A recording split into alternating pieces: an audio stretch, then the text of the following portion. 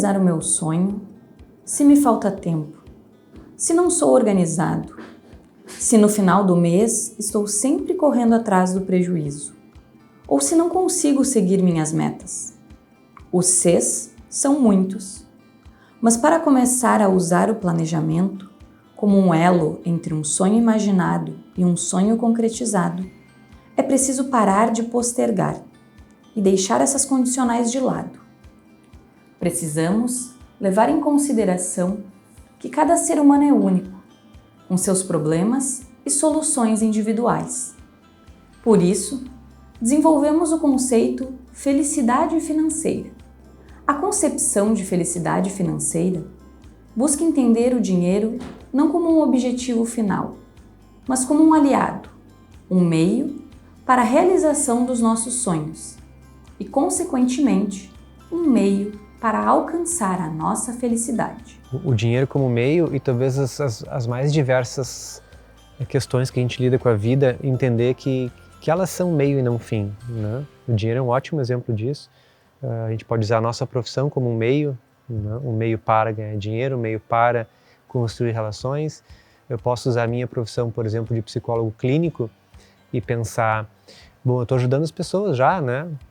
Elas têm lá um certo nível de sofrimento ou querem ser mais felizes e eu tenho ferramentas para isso, mas eu também estou olhando aquilo como um propósito e a cada sessão ou pessoa que chega, eu também estou vendo o quanto aquilo faz sentido em algumas coisas para mim. Então eu tô me colocando em perspectiva a todo momento, em cada pessoa nova que chega, em cada história, em cada caso que chegue, né, ou que chega para mim.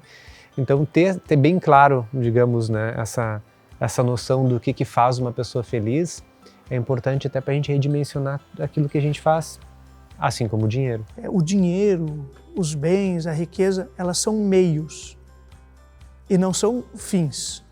O fim sempre é algo transcendente. Quando eu digo transcendente, não necessariamente religioso, transcendente em relação ao outro. Então são meios. E quando eu emprego bem esses meios, eu atinjo a fins bons, né? Então, um meio bom vai me dar um fim bom, né? Um meio mau vai me dar um fim mau. Não existe essa coisa, eu posso através de um meio mau atingir um fim bom. Não. Se você utilizar uma canalização suja, a água vai sair suja lá na ponta. Agora, quando eu utilizo o bem dos meios, eu vou atingir fins bons, que é o que a gente quer. É um fim bom, no sentido como finalidade, como sentido da vida, ser bom, na alegria, na felicidade, no bem-estar, né, na relação com o próximo, com Deus. Então, utilizando-se bem disso, nós vamos chegar a um fim bom. O Larry Ribeiro dizia que o dinheiro nos possibilita coisas que o dinheiro não compra. E isso não é uma sutileza, isso é, na verdade, não dá para dizer, é uma pancada, vamos dizer uma palavra aqui ainda que fica no limite do decoro. É uma pancada, né? Quer dizer, o dinheiro me possibilita coisas que o dinheiro não compra. O dinheiro me possibilita estudar, ele me dá acesso, mas o estudo não vem pelo dinheiro. O dinheiro me possibilita experiências, mas não é, ele me dá o acesso, mas sou eu que tenho a experiência, né? Até tem aquela diferenciação entre commodity, produto, serviço e experiência. Quer dizer, quanto mais a gente caminha da commodity para a experiência, digamos assim, o agregado financeiro é muito maior, né? Então, commodity é o produto bruto, tá?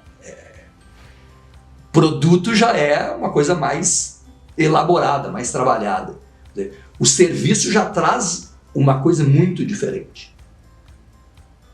E a experiência, então, nem se fala.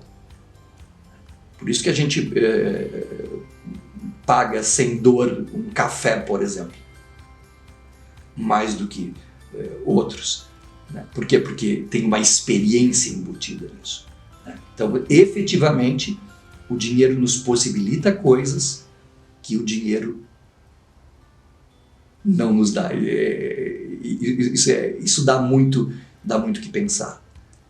Com o dinheiro a gente pode ajudar pessoas, a gente pode desencadear ação. Para que possamos mudar a mentalidade de dinheiro como um objetivo final e conseguirmos transformar o dinheiro em um meio para alcançar a nossa felicidade, precisamos quebrar certos tabus, dilemas e crenças que nos são impostos desde a infância e nos fazem ter dificuldade em nos relacionarmos com ele ou mesmo falar sobre o assunto.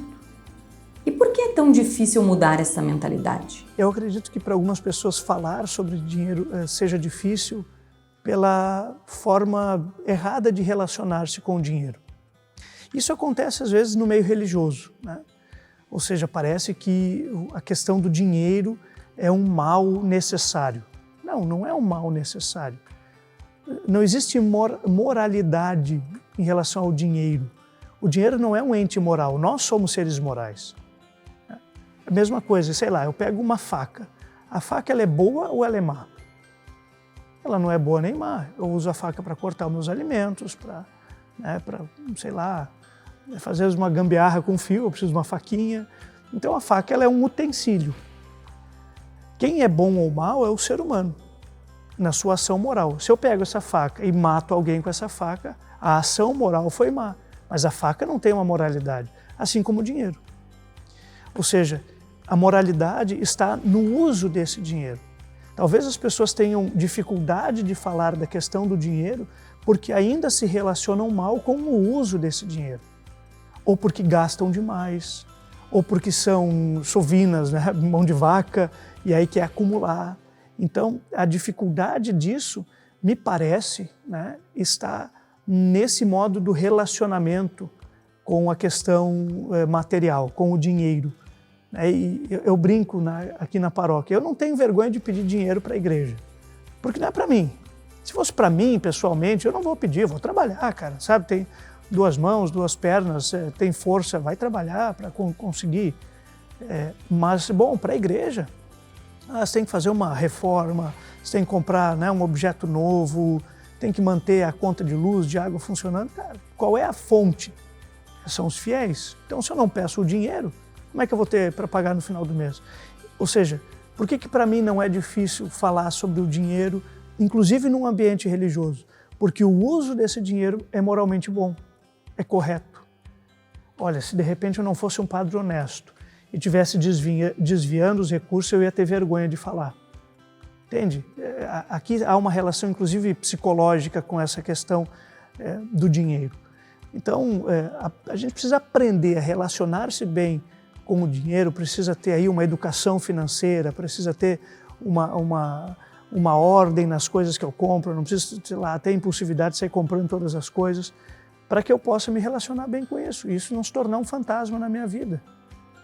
E tem pessoas que, enfim, quase sucumbem por isso, porque não conseguem se relacionar bem com o dinheiro, não conseguem falar sobre isso, não conseguem abrir-se, por exemplo, com alguém e dizer, olha, eu não sei me relacionar com o dinheiro, me ajude a fazer isso, né? Chegar para alguém que tem a capacidade técnica e dizer, me ensina como é que eu faço para me relacionar com esse negócio, porque entra o pagamento no 5º dia útil, no 6º dia útil eu já não tenho mais nada, sabe?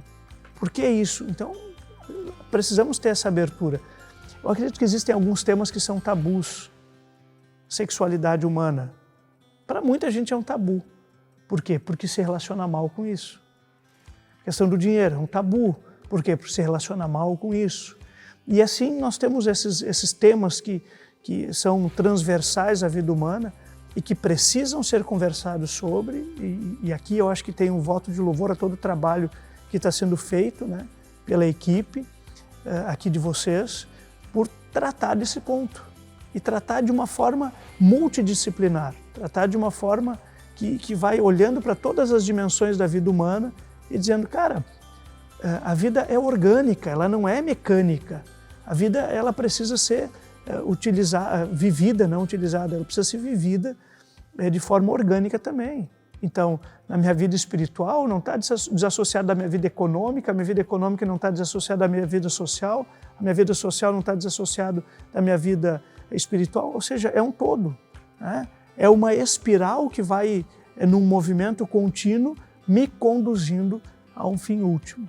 Então, me parece, né, respondendo assim de forma bem objetiva, que a dificuldade de falar da questão do dinheiro é porque é um tabu e aí porque nos relacionamos muito mal com isso ainda.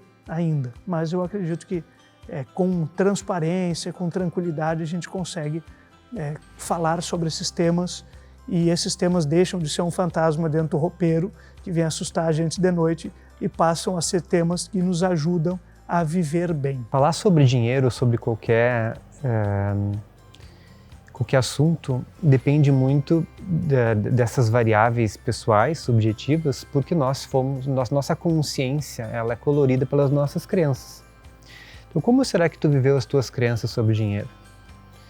Eu atendi uma vez na clínica uma pessoa, né, do exterior que viveu durante os 10 primeiros anos da sua vida no país comunista. Depois esse país, claro, não é mais comunista hoje. Imagina então todo um sistema comunista com tudo racionalizado, né, ele me contando isso, né, com uma profissão bem determinada, né, o pai dele tinha uma profissão e ia continuar com aquela profissão para o resto da vida. Então isso já vai formando crenças do que o dinheiro e a questão do financeiro simbolizam. Então, para um conjunto de crenças daquela pessoa, imagina ele saindo de um país comunista e, né, um novo regime capitalista. O que vai representar o dinheiro para ele? E às vezes, dentro dessa mesma ideia, né, do dinheiro pegando pelas crenças, nós temos na nossa família o que a gente chama de ditados ou mandatos familiares, né, que pode ser tanto para o dinheiro como algo bom, no sentido tu tem que, né? O tem que fala muito de algo que a gente é obrigado a, né? É muito clássico a gente ouvir a pessoa dizendo, eu tenho que. Bom, será que tu tem que? Ou eu quero, eu necessito, né? Enfim, né? Eu busco isso. Então, muitas vezes as famílias têm mandatos que são positivos em relação ao dinheiro. Por exemplo, tu precisa te realizar, o dinheiro é consequência, né? Ou talvez tu venha de uma família que, de acordo com as necessidades transgeracionais daquela família, que passou, por exemplo, por muita escassez, é bem importante ter os bens materiais. Só que isso vem carregado de mandatos que formulam as tuas crenças. Por exemplo, Deus ajuda quem cedo madruga, né? Então, olha, primeiro tu escolhe um bom trabalho, depois tu vai pensar nas tuas coisas da vida. Então, muitas vezes, se a gente for parar para pensar ou para analisar de onde vêm essas crenças vão sendo formuladas há 2, 3 gerações anteriores. Bom, então quando a pessoa atualmente vai falar sobre dinheiro, vai sentir o que é dinheiro, ela está colorida por essas questões transgeracionais, questões sociais também do que o dinheiro significa, do que muitas vezes se atrela à figura do dinheiro, como para ser feliz tu precisa ter dinheiro. Então o ser humano acaba sendo atravessado por esses vários fenômenos, várias variáveis, e isso tudo determina o que o dinheiro significa para essa pessoa. Eu sou de humanas, né? Então o negócio é muito pior, né? Aí depois tiveram que fazer psicologia, então melhorou muito, né? Tem outras áreas aí que a galera lida melhor, né? Então tem até alguns tutoriais de como cobrar e tal, né? Então tem um certo pudor com relação a isso, né? E eu acho que a gente precisa falar disso, né? Como eu disse antes, o dinheiro, do ponto de vista infraestrutural, ele é imprescindível para qualquer empreendimento. Tem algumas coisas interessantes. Tratamento com nutricionista. Se a pessoa não paga pelo tratamento, ela não faz. Cursos gratuitos, as pessoas se desmobilizam na metade do curso. Quando elas têm que pagar, é incrível isso. Se a gente pensar na verdade, por exemplo, prêmios Nobel de economia, muitos deles são dados para psicólogos. Então, na verdade, se a gente pensar, o problema da nossa relação com o dinheiro não é um problema financeiro, é um problema psicológico, é um problema emocional. E a mesmíssima coisa vale para a nossa relação com os alimentos. A nossa relação com o alimento, o problema não é nutricional, ele é emocional, ele é psíquico. O tamanho do estômago não conta com isso, porque muita gente reduziu o estômago e depois o problema volta, porque a gente não faz cirurgia no cérebro, a gente faz cirurgia no estômago. E a nossa relação com o dinheiro passa por isso. Digamos, uma pessoa ganha 1.000 dinheiros e ela gasta 1.200. Digamos assim que por um milagre da vida, ela arruma um outro, como diz a juventude, um outro trampo, que no mês seguinte ela passa a perceber 10.000 dinheiros mensais. Nos primeiros 6 meses era nada de braçado, porque estava numa dureza medonha. Em 6 meses, aquilo que Dostoiévski falou, o ser humano a tudo se adapta. Em 6 meses está gastando 12 mil. Por quê? Porque é o seu funcionamento. Então, a coisa não é da ordem do financeiro, é da ordem do emocional. E eu acho que a gente precisa vencer esse pudor para poder tratar disso.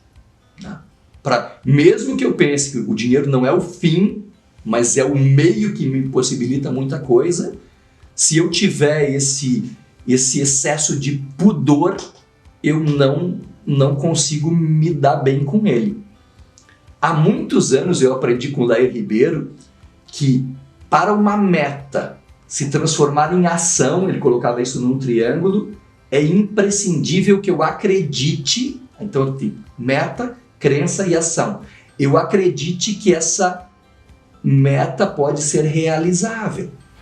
Se eu penso o dinheiro como uma coisa ruim ou suja, muitas vezes eu não consigo fazer esse caminho de transformar a minha meta ou o meu sonho em realidade, em ação. Por quê? Porque eu tranco nessa crença negativa com relação ao dinheiro. Apenas com essa quebra de paradigma é que será possível que você não seja guiado por crenças negativas em relação ao dinheiro e consiga realizar os seus sonhos. Se relacionar bem com o dinheiro irá te gerar uma vida mais feliz a cada conquista. Porque a felicidade não é uma permanência, e sim uma coleção de conquistas e sonhos realizados constantemente. Uma vida feliz não é ter muito dinheiro na conta, mas sim saber utilizá-lo como uma ferramenta para a realização dos seus sonhos e, por que não, de outras pessoas. Então, as pessoas, por exemplo, que podem ter muito dinheiro, elas estão acostumadas a viver uma parte só da realidade, uma parte onde elas servem elas mesmas, por exemplo. E o que fica na sombra? Servir ao mundo, servir ao outro. Então, alguma coisa pode acontecer nessas pessoas, talvez seja o esvaziamento desse modelo, talvez seja uma situação de dor, sofrimento ou morte, onde elas percebam que isso tudo que eu batalhei para chegar até aqui, que envolve dinheiro, eu ainda tenho essa sensação de vazio que não está me preenchendo. Então, talvez seja isso, seja quase como um limite, cheguei, esgotei esse modelo, então sou obrigado a olhar para o outro. A gente não sabe o que pode acontecer. Pode ser simplesmente um momento de contemplação, de apreciação da beleza, onde tu te conecta com a natureza e aquilo é o aspecto conscientizador de que aquele modelo polarizado, por exemplo, do dinheiro, de tu estar à disposição do dinheiro, tu percebe que não, o dinheiro pode estar à minha disposição. Aí eu consigo olhar para as pessoas que precisam e criar modelos realmente que deixem, que façam alguma transformação social. Então fica difícil dizer o que pode conscientizar essas pessoas. Mas nesse sentido, tanto a nível pessoal, digamos, de acontecer alguma coisa e eu ter que ressignificar ou fazer uma leitura diferente da realidade, como no nível mais coletivo, por exemplo, das pessoas que são muito ricas e depois se dão conta que podem ajudar as outras pessoas, teve algum momento aí que pode ter surgido algum contraste que ajudou elas a se darem conta. Então, desde experiências pessoais bem específicas, como até um esvaziamento daquele modelo. Vim, fui, cheguei, só que continuo num vazio muito grande. Continuo numa angústia onde o comprar não está mais preenchendo. E aí, o que eu faço agora? Então, geralmente há um momento de depressão, quando as pessoas se permitem deprimir, porque nem isso as pessoas se permitem hoje, onde essa depressão ela facilita a introspecção. E não é um transtorno depressivo que eu estou falando, é um humor deprimido, que é muito bom para a nossa evolução, porque ela veio dentro dessa evolução da psicologia evolutiva com uma possibilidade para tu parar e introspectar. Vai pensar em ti, vai viver esse luto, vai ressignificar essa experiência, porque isso é importante para ti. Então, se a pessoa, por exemplo, conseguir dizer sim a esses momentos mais deprimidos, ou introspectivos, ela tem mais chance de estar consciente. Então, sabe-se lá o que acontece com algumas pessoas, os milionários, é isso que acontece, ou talvez seja nesses momentos de angústia ou de vazio que se dão conta que esse modelo está falido e eu preciso fazer uma outra coisa, e aí percebe que talvez ali servindo, colocando aquele dinheiro, né, ou o dinheiro como meio, daí não fim, aquilo está gerando um outro tipo de ganho, que é isso sim preenche, que é essa questão do sentido maior, né, de ver as coisas acontecendo e que aquilo vale muito mais do que a fortuna que ele tem no banco. Não pode haver um dilema no sentido de que eu não posso ganhar dinheiro porque eu tenho que, sei lá, viver de forma pobre. A pobreza não é apenas uma condição material. A pobreza é também uma condição espiritual. Então, ou seja, eu posso viver uma simplicidade. Simplicidade não está relacionado a coisas. A simplicidade está relacionado a como eu me enxergo, como eu enxergo o outro e como eu enxergo Deus. Então, é importante sim ter recursos para a sua própria vida, para os seus, não é problema nenhum isso. Então, não há uma condenação da riqueza no sentido dos bens, mas é isso, esses bens eles precisam também ter uma abertura à necessidade do outro. E aí eu me realizo quando eu também faço o outro feliz, no sentido de que, para muita gente, a felicidade é poder chegar no final do dia e ter comida na mesa. Esse é o horizonte de felicidade que nós falávamos no início da nossa conversa. Então, para muito pai de família, para muita mãe, é isso. Eu poder ter o que dá de comer. E aí eu penso, por exemplo, num empresário, num empreendedor que gera emprego, que gera riqueza, que gera uma possibilidade de famílias terem o seu sustento. Isso aí é um grande bem, isso é uma grande caridade. Sabe? Então, assim, se o cara tem lá, acumulou muito e agora ele não quer mais gerar emprego porque ele quer ficar guardando dinheiro, aí é um problema. Agora, se não, eu tenho recurso e agora eu aumento a planta da minha empresa, sabe? Eu aumento a minha produção e eu estou gerando mais riqueza, eu estou gerando mais emprego. Eu estou realizando um ato de caridade. Eu estou empregando alguém que vai poder sustentar com dignidade a sua família. Então, a utopia essa de uma, entre aspas, uma igualdade total, muitas vezes deu errado porque cerceou a liberdade daquele que produzia riqueza e que gerava o emprego para as pessoas e, com isso, frustrou a vida de todo mundo. Então, ou seja, não é um mal a riqueza, não é um mal o dinheiro. Na relação da fé isso não é nenhum problema. Agora isso precisa estar realmente trabalhando como dinâmica da vida, a serviço da própria vida humana e não subjugando a vida humana. O ser humano também, ele se realiza, ele fica feliz com a realização, mas ele já está pronto para outro empreendimento, né? Então tem um certo dinamismo nosso para a infinitude. E isso é ótimo, né? Porque a gente nunca está satisfeito, né? A realização de um sonho, ela e mesmo a expectativa, né? Pensar, por exemplo, quando a gente está para se formar, aquela coisa, né? E daqui a pouco, bom, a formatura aconteceu, está realizado, ele é um momento denso de sentido, ele é um momento denso de felicidade, mas ele vai ser ponto de partida para outros caminhos, né? E eu acho que esse dinamismo para a infinitude sempre nos ajuda a estabelecer novos sonhos em busca da sua concretização.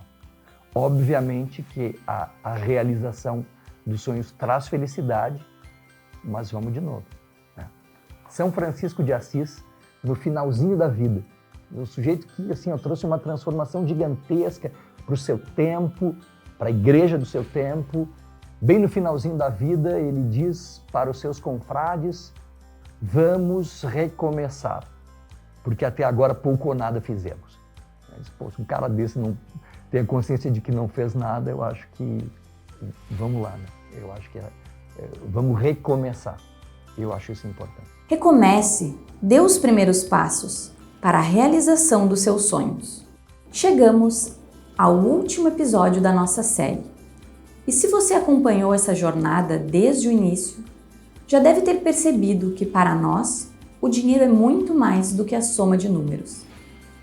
Nos importamos, acima de tudo, com a pessoa que se relaciona com o dinheiro, com seus comportamentos, seus sonhos, seu propósito, com o que faz sentido para a sua vida e, principalmente, com um método utilizado para alcançar este propósito. Por isso, acreditamos que a busca pela felicidade financeira é o melhor caminho para você que quer ser feliz, realizar seus sonhos e viver uma vida com sentido. Ao mostrar para você novos caminhos, estamos realizando o nosso propósito, construindo a nossa comunidade, com o intuito de iniciar um movimento de transformação na forma como o brasileiro se relaciona com seus sonhos e os aspectos materiais de sua vida. E gostaríamos de te convidar a participar conosco desta revolução. Nosso primeiro passo para a formação de nossa comunidade é o lançamento da plataforma de streaming Felicidade Financeira. O nosso objetivo é que você possa encontrar uma nova experiência sobre educação financeira e a busca da realização dos seus sonhos mais caros. Uma experiência profunda e conectada com seus anseios e que seja sustentável para você no longo prazo. Pense quantas vezes você já abandonou promessas de final de ano ou que desistiu de seus sonhos que faziam seu olho brilhar por achar que não eram para você. Em nossa plataforma, vamos te oferecer uma formação contínua, com provocações assertivas para te manter no caminho dos seus objetivos. E para a inauguração de nossa comunidade, preparamos algumas entregas especiais para os nossos membros fundadores. Acesso aos 3 episódios da série Felicidade Financeira na íntegra, para ver e rever quantas vezes você quiser, e anotar e revisitar as reflexões que mais te impactaram. Todos os trechos de comentários que você assistiu na série Felicidade Financeira fazem parte de entrevistas inspiradoras com os nossos especialistas convidados, as quais estão disponíveis na íntegra em nossa plataforma, além de muitos outros conteúdos. Aos nossos membros fundadores será oferecido acesso prioritário em nossos eventos ao vivo, online e presenciais, como palestras, fóruns e workshops. E de forma exclusiva para os membros fundadores que garantirem seu acesso até a meia-noite, a adesão será oferecida por um valor muito especial para o primeiro ano de assinatura. E se você experimentar nossa plataforma e não gostar, oferecemos uma garantia de 15 dias, sem perguntas, sem constrangimentos. Você pode cancelar sua assinatura. Assim, você pode acessar a plataforma, assistir os conteúdos e, se não atender sua expectativa, seguir, sem nenhum risco para você. Isso é só o começo. Agora que você já deu seus primeiros passos, venha fazer parte desta transformação e torne-se um membro fundador. Nós, da Trend Escola de Investidores, agradecemos imensamente sua confiança e principalmente sua audiência. Juntos, podemos ajudar a evoluir a relação que as pessoas têm com o seu dinheiro, seus sonhos e objetivos, o sentido da sua vida e fazermos a nossa parte para trazer um pouco mais de felicidade ao mundo. Clique no link da descrição e dê continuidade à sua jornada em busca da felicidade financeira. Até a próxima série!